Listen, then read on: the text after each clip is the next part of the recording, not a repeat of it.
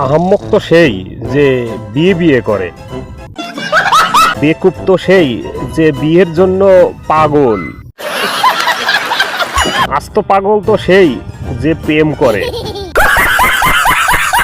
মহাপাগল তো সেই যে প্রেম করে বিয়ে করে, অভাগা তো সেই যার বউ আছে, স্বাধীন তো সেই যে সিঙ্গেল,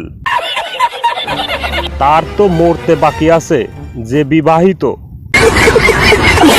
বুদ্ধিমান তো সেই যে বিয়ের আগে ভাবে, ভাগ্যবান তো সেই যার বউ নেই, অতি বুদ্ধিমান তো সেই যে বিয়ের পরে চুপ থাকে, চালাক তো সেই যে বিয়ে করতে চায় না, অতি চালাক তো সেই যে বিয়েই করে না। সবাই বলে আমি বোর কথায় উঠি, বোর কথায় বসি। আচ্ছা, বোর কথায় উঠবো না কেন? বোর কথায় বসবো না কেন? বোর টাকায় খাটটা কেনা, বোর টাকায় পালঙ্কটা কেনা, বোর টাকায় চৌকিটা কেনা, বোর টাকায় টুলটা কেনা, বোর টাকায় চেয়ারটাও কেনা, বোর টাকায় সোফাটাও কেনা। বোর কথায় উঠলে আর বসলে লাইফে শুধু বোনাস আর বোনাস। বোর কথায় উঠবস করা এটি হলো উচ্চ পর্যায়ের কূটনীতি। তাছাড়া বোর কথায় উঠবস করলে তো স্বাস্থ্যও ভালো থাকে।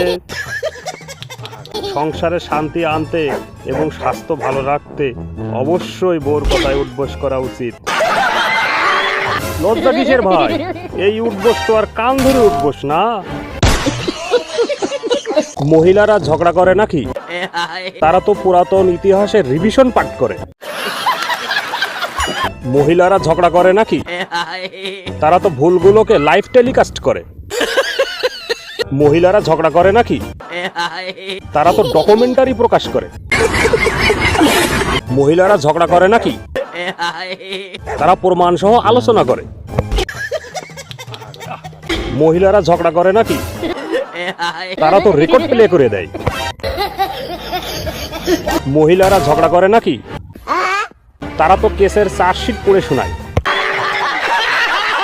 মহিলারা ঝগড়া করে নাকি? তারা তো আবেগের বার্ষিক রিপোর্ট দেয়। মহিলারা ঝগড়া করে নাকি? তারা তো সারাদিনের কাজের লাইভ প্রেজেন্টেশন দেয়।